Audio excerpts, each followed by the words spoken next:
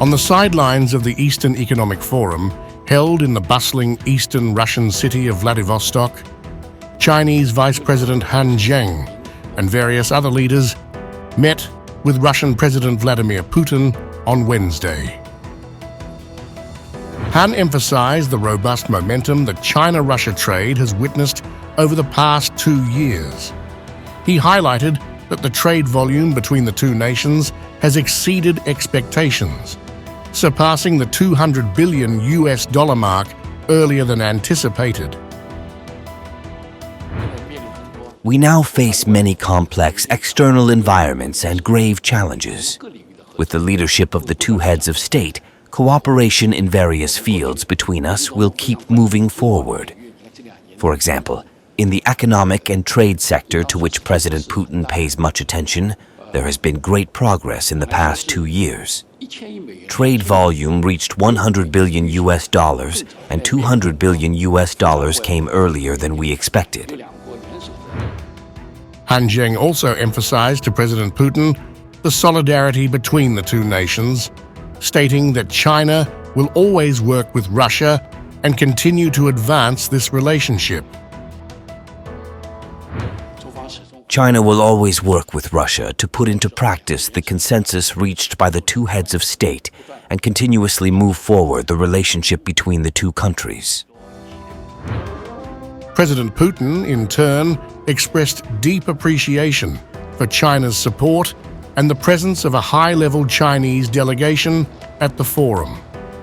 He lauded the unprecedented high level of relations between the two countries and expressed optimism about identifying new avenues for cooperation. We are grateful to the President of China for sending such a representative delegation to the forum, and we would like to express our gratitude to you for heading it and for working with us. Putin also acknowledged Chinese efforts in strengthening relations between the two nations, which he described as reaching an unprecedented high level. Thanks to joint efforts, relations between China and Russia have reached an unprecedented high level. We also attach great value to inter-regional cooperation.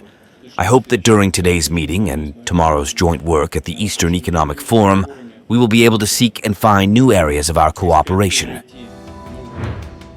Alongside the Chinese, Putin also met with Serbia's Deputy Prime Minister Aleksandar Vulin and Malaysian Prime Minister Anwar Ibrahim. Serbia's Deputy Prime Minister said the country is a Russian ally and will never impose sanctions against Moscow or join NATO.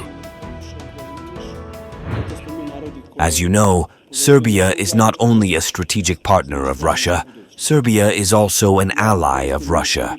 Because of that, pressure on us from the West is enormous. But Serbia, under the leadership of Aleksandar Vučić, is a Serbia which will never become a member of NATO, which will never impose sanctions on Russia, and it will never allow any anti-Russian actions being conducted from its territory.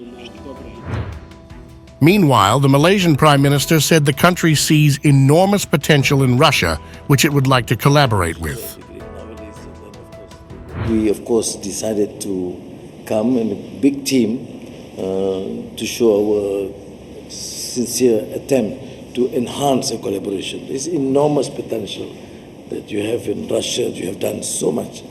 And it is to our benefit too, if we could share this and collaborate in all fields of endeavor. And you have shown your determination to be able to undertake difficulties and survive. And I think we would certainly benefit from this experience. As the Eastern Economic Forum continues, discussions among key leaders highlight a collective commitment to strengthening ties with Russia across various sectors, despite the ongoing conflict with Ukraine. This signals the emergence of an alternative bloc that champions multipolarity and is increasingly decoupled from the West.